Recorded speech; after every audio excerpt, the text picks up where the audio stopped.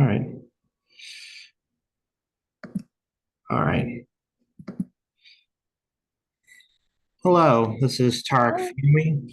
Hello, this is Tarek Fayoumi with movieswithtarek.com. I'm also a member of the Chicago Indie Critics and Independent Film Critics of America. I also contribute to Positively Naperville. And today with me is Kim Lizette Spearman, and we're here to talk about her film The Last Breath, which is currently accessible in the UK and making its way in theaters and on demand July 26. And Kim, how are you today? I'm really good. How are you? I'm pretty good myself. Kind of in that summer movie mode, trying to kind of seeing the differences of last year, whatnot, and just kind of trying to diverse more of the many films I've been watching. And with The Last Breath, though, what came to my mind was how last year I've watched The Dive, which was also Mm. directed by Hedden, and now with The Last Breath. Before I just want to ask you what grabbed your attention for this project? Definitely the underwater factor. I feel like when you're sort of starting out as an actor, you don't often get the opportunity to do a lot of stunt work or be on these very action orientated sets. So that was a big draw. I love being underwater. I free dive with my family and we free dive at Christmas time when we are back in Cape Town where my husband's from. And yeah, I've always done a bit of underwater work in terms of stills, but never film. So being able to combine acting with the passion of diving was something like very unique and special. And as well, the script, I think, yeah, the multi-layered factor of, hey, this isn't just a shark movie. There's also they're contending with this underwater maze and whether they're going to run out of breath and air breath, you know what I mean? So yeah, I feel like it was a unique story, and then the underwater factor really sold it for me. Oh yeah, I do. That's what really kind of grabbed my attention with The Last Breath because of the moving parts where it's like the many risk Mm. factors. Like it's almost like a Tetris game, which I found very appealing about the project. But going forward though, when I was watching The Last Breath, now do you now with the film itself though, I just wanted to ask, have you seen Hedden's previous film, The Dive? Kind of thing.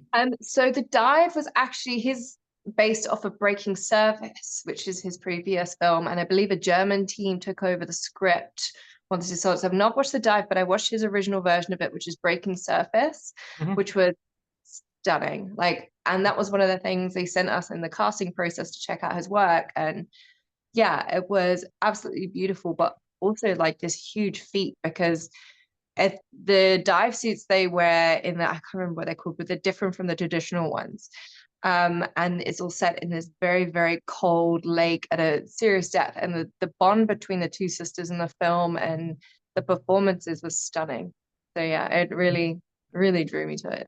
And when you talk about the bonding concept in that movie, I feel like kind of with the last breath, the bonding concept among friends and trust is kind of what fuels like the fire of the film, kind of Hmm. thing, especially with the dynamic around it. Like I just like love how with the dive, how it kind of comes down to who has the most experience, who is there to trust, who's more likely to make Yeah. like one drastic decisions. But do you and there is a moment in the film. I'm not trying to give away spoilers or anything, but I'm sure many people are gonna find this part of the film memorable as much as I did. There is a first aid emergency scenario in The Last Breath, and I felt that this added to the in-depth suspense. Now, what can you share with me was hard about that moment? Because when I'm watching, I'm thinking they're underwater, there's no fresh air. They have oxygen tanks, everything around. I'm sure everyone's anxiety is bolting. But like Yeah. with that film, though, like with that moment in that film, what was probably the the most memorable or challenging aspect of that part of the movie? Definitely that scene for me because not only is it was there was a lot going on, my character has to remain in control as best as she can given the circumstances. And I remember when we got the call sheet for that scene, and I was like, oh, we're going to shoot this over like a day and a half. I thought it would be like a good few days. So they had a very quick schedule for it.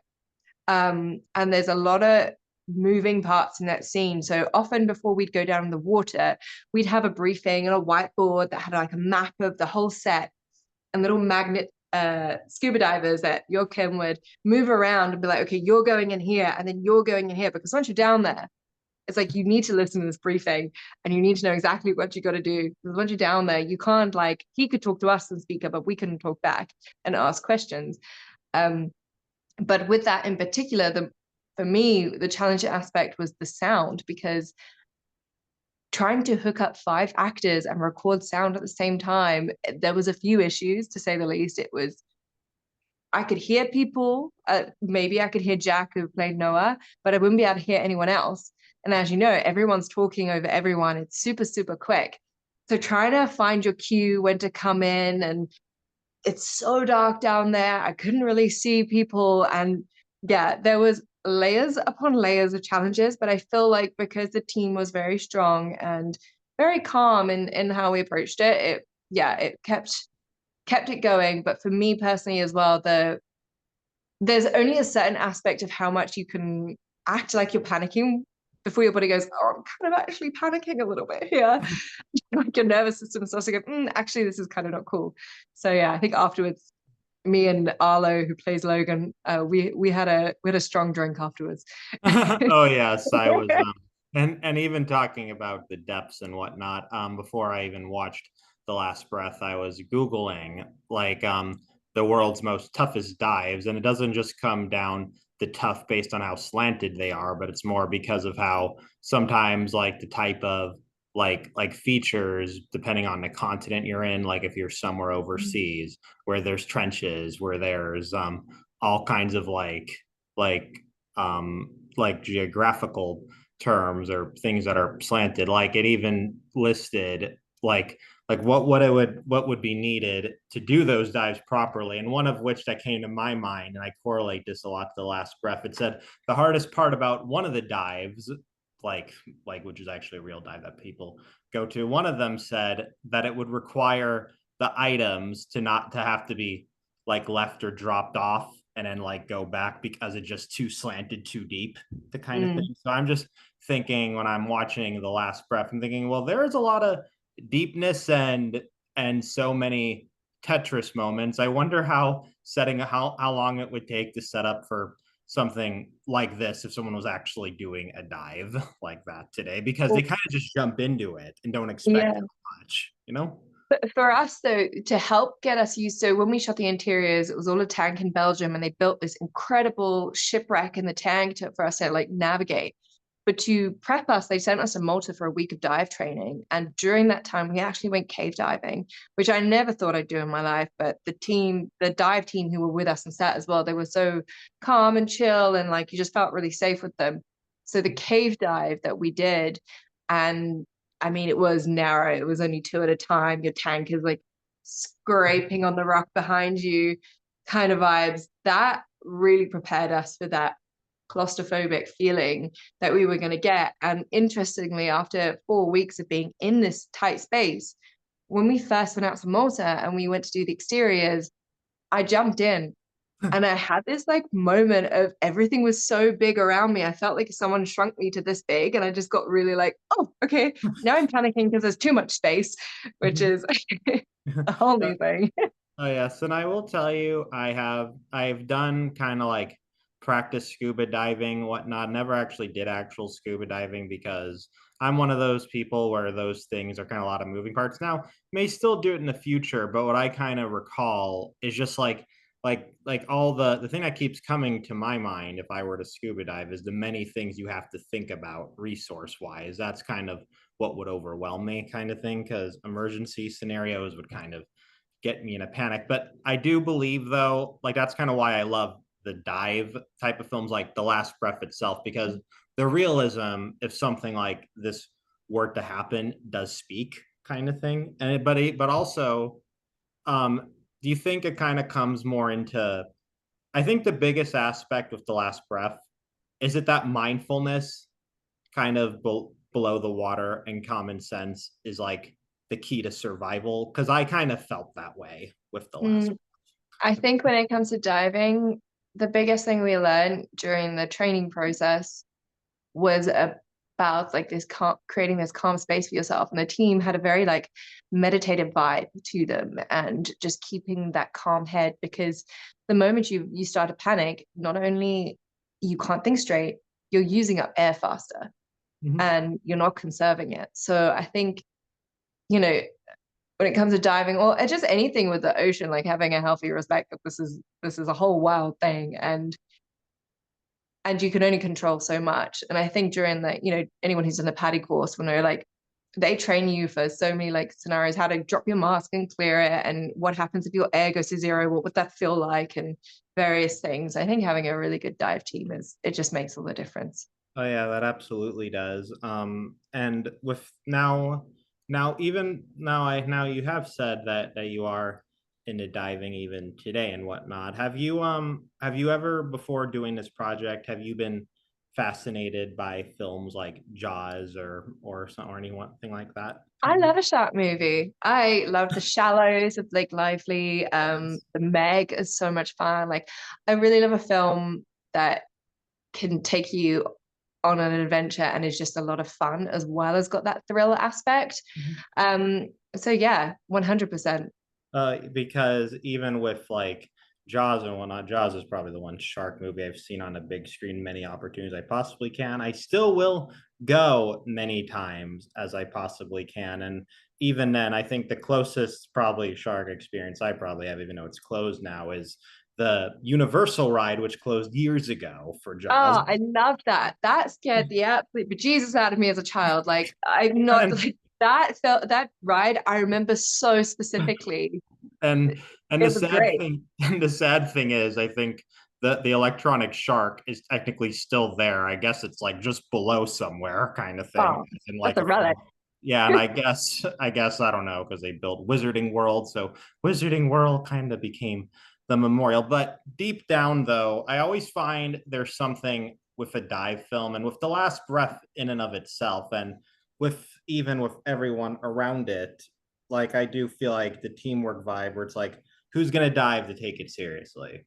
Who's gonna dive, for it to mean something? It's kind of like when there's actually that peril that's unexpected. It's like a time where minds have to be put to use, but even when it's already altered, that's kind of where it's like I like the fact that there's like no time to think in The Last Breath. Hmm. Literally, Yeah, is the nuts. action happens quickly, and they pace. I feel like, when they were putting it together afterwards, they paced it really well to always keep the audience on their toes. Mhm. And with the sharks, and now I never really got much in depth with that part, but with the sharks, now were they like, if you don't mind me asking, were they like real sharks or were they like pre-recorded type of or like It's see? all amazing VFX team who did a fantastic job. But during the filming, in order to sort of give us like a track to work off of, to react to, and so the cinematographer knew where it would be in place, and to help in the edit afterwards, they actually used one of the stunt doubles, Melly, who was an incredible free diver, and she's super fast. So she was sort of the shark stunt double, so she would sort of swim the track of where the shark would be and give us a point to reference. And I don't want to spoil anything, but there's quite a pivotal moment in the film with me and a bit of a struggle with the shark. So having Melly there to sort of be on the other end and create this almost like dance between us, but also to give me the sort of speed of something to react to was like so wonderfully helpful. Like during the filming process, I think 99% of everything that we did was the cast themselves diving. Like we were there doing all the stunts. And I think, as Joachim was saying, there's 3 shots in the whole film they use a stunt double for. But the shark was definitely stunt doubled a lot. Oh yes, I could definitely see where it's being stunt doubled a lot, especially with how they're kind of like, it's almost like the speed of the sharks is almost like a blur, which is what makes Mm. the title speak for itself. It's Yeah. almost to me, it almost made me think of the scientific term like relativity in a way, because it just time is of the essence, and something can happen at any moment below the sea kind of thing. Hmm. It made me ask myself, how can, the divers, you guys, when you're in this ship, like how can you truly make it to safety when the sharks can technically like see everything, Yeah, literally. I mean, during our training, they took us to a shipwreck, but not to actually go inside it, but like just on the outside at a depth of sort of 18 meters. And I was like, I'm not going in that thing.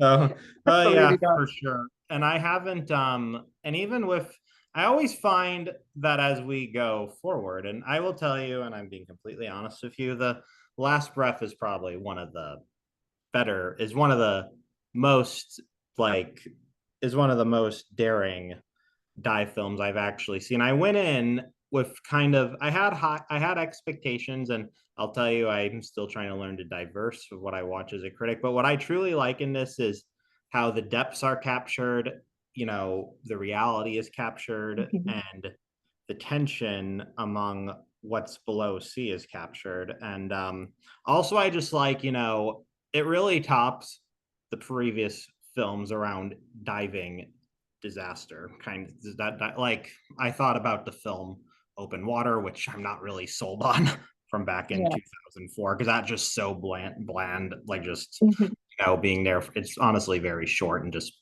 divers in one setting, but this had meaning. And honestly, Kim, I will say, you all did great, and I really loved your fascination of what you shared with me for this film, and I look forward for people to experience The Last Breath, definitely. Thank you. Well, That means a lot to hear. So I really appreciate that. yes, well, thank you, Kim, and hope Thank to you. hope to interview again in the near future. And for those of you, The Last Breath will be in theaters and on demand in the US starting July 26th, and I believe it's available in the UK as of now. So definitely Mhm. catch it. Well, I'll see you later, Kim.